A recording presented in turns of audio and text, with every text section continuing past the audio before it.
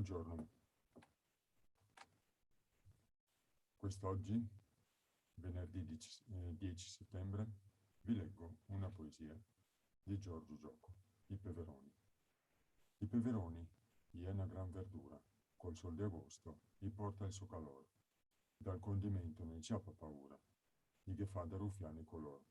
Gli va d'accordo col suo pomodoro, per un buon piatto di peperonata, con l'aglio, il succhin e poco all'oro, gli te regala anche la caponata.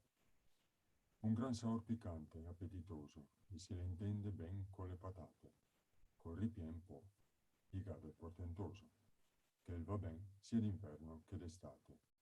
Begni i paniti col suo peveron, che gli te dà forza e in più soddisfazione. Giorgio Giacomo.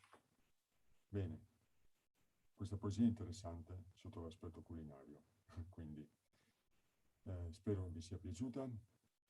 E si parla sempre ovviamente del dialetto veronese.